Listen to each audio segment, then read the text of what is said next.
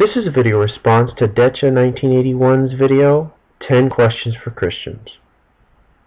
However, before I making answers, I myself have one question that I'd like to ask of you, Decha. My intentions of answering your questions aren't to prove me wrong or me right and you wrong. I am sharing with you what I believe is the truth. And if you're interested in, I guess, hearing my point of view, I will be more than happy to share it with you, and I will. However, the more important question needs to be asked: do you even want answers? Or will you even consider what I have to say? Or will you ignore it? In watching your video, my impression is that you don't seem to want answers. So, I don't know if you are and I misread things. Okay, that's fine. But I just wanted to make sure to kind of throw that out there just for clarity's sake, and so that we would both be on the same page, because I'm not interested in getting into an argument with you. We can discuss things, but I have no intentions of arguing. Okay, your first question was, describe your God. Well, God is. Oh, wait a minute. You might be saying at this point, what do you mean God is? God is the self-existent one, who existed since the beginning of time and loves everybody and everything. That's it. Number 2, you say you have two choices. Either you can allow women to have a legal, safe, professional abortion, or you can force women to have illegal, dangerous, amateur abortions with a coat hanger. There's no middle ground here. There's no third option like I'm opposed to both. If you're not in favor of legal abortion, then you're in favor of illegal ones. You have to pick one. You probably already have.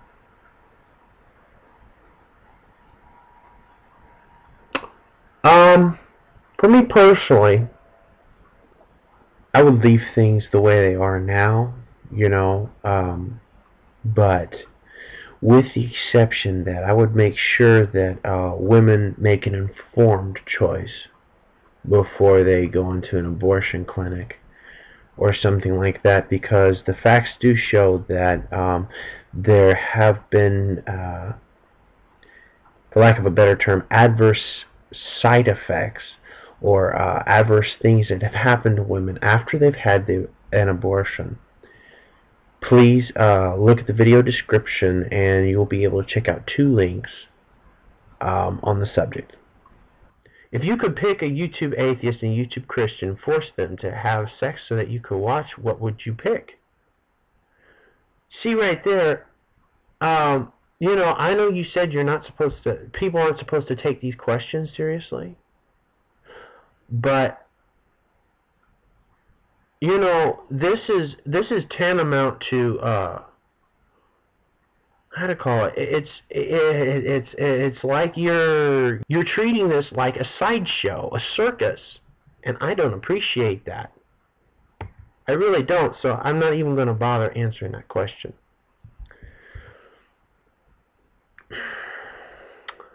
Now, I don't, as for number 6, whether I'm a creationist or ID, I could care less. As far as I'm concerned, you can be a Buddhist and be ID. You can be, I guess, whatever other monotheistic religions out there. You can be a follower of Islam and believe in ID. But you know what? Big deal. I could care less whether I'm a creationist or ID, I believe God created the earth, so what? Big deal, it's not, I guess it's not something that I get all whipped up about. Anyway, number 7, can you think of anything more cruel than seeing someone who only has a few months to live anyway and is in so much pain that they're actually begging for you to kill them, and then you not only refuse to kill them, but you actually prevent them from killing themselves or anyone else from killing them. Well, see, that's an extreme case. That's not the norm, okay? Not all old people are going to be in pain and want to die. See, the thing with euthanasia, I'll be honest with you, I am not that familiar with what all is going on in the medical community concerning euthanasia, or all the different people's points of views on euthanasia. I will say this: if somebody wants to die and they're old and they request that they give you an example, like, what about the do not resuscitate? What about that? I mean, isn't that an ethical issue as well? Or a conscience issue, where people don't want to be resuscitated if they go into murder. People actually sign those forms. They don't want to be resuscitated. But you're talking about, I guess, killing old people. And I would not legislate that.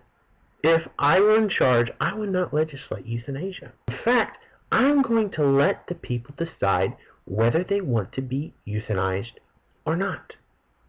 Euthanasia, number one, yes, it's for older people, but they have the right to choose whether they want to be euthanized or not. You cannot force them to do one way or another. You can't legislate it. I'm sorry. They have the free will to choose. Now, number 8, I have this hypothesis. Tell me what you think. I think that regards of whether or not a given prophecy or theory about the end of the world is BS, and most of them are. Anyone who actually looks forward to the end of the world cannot be trusted to be left alone with kitchen utensils, let alone be trusted with any sort of power. Best to keep all pointy objects away from them. Well, in the Christian belief, the end, okay, I guess in one sense, I am not really sure. Okay, what do you mean when you say somebody looking forward to the end of the world? Okay. The only reason a Christian looks forward to the end of the world is not because they want to glory in seeing everybody get slaughtered.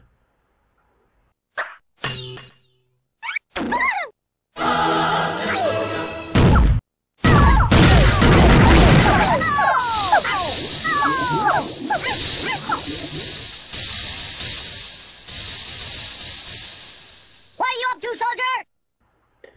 That's not why Christians look forward to the end of the world. We look forward to the end of the world because it's going to be the institution of the beginning. What do I mean when I say that? I mean it's going to be the beginning of God's kingdom on earth. No sorrow, no tears, no crying, no shame, no this, no that, no something else, blah, blah, blah, blah, blah. No, all live happily ever after. Okay? That's why we look forward to it. Okay? Now you say number 9. I would love someone to actually explain this to me. A lot of theists quote the Bible at us and then act like they proved something. Could you please explain this kind of logic that will cause theists to believe that someone who they know is not a Christian, doesn't believe in God, would accept their Bible as proof of itself? I mean, they know we don't believe in their God. They know we think their religion is a bunch of garbage. Therefore, they should be aware we think the Bible is full of poo too. Yet they actually quote the Bible at us and say, "See, that proves it." Well, some Christians are like that. You can't help that. Some people don't know any better. Number 10, last but not least, what do you think of conspiracy theorists in general? Well, there's different kinds of conspiracy theorists. There's people who create stuff, or think something wild and crazy is going on, but in reality they're the ones who are wild and crazy. Then you have other people who have factual basis to prove things that are so out of this world that other people call them crazy. Other people think they're crazy when they're really not. They actually have some facts for it. And finally, you get the absolutely raving lunatics that think there's a UFO behind every bush and tree. So you got different kinds of conspiracy theorists. There have been many powerful warriors throughout the millennia. But ages of mortal combat have begun to tear the fabric of the realms. The critical point has finally been reached.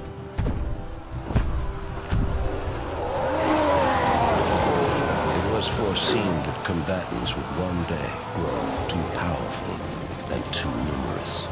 If left unchecked, their intensifying combat would weaken and shatter the realms and bring about the apocalypse.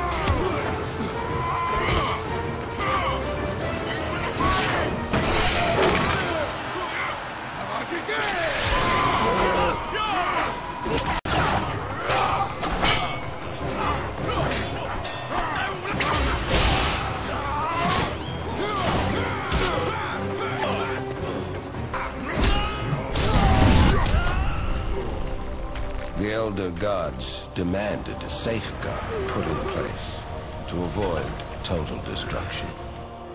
One that would make use of the combatants' insatiable bloodlust.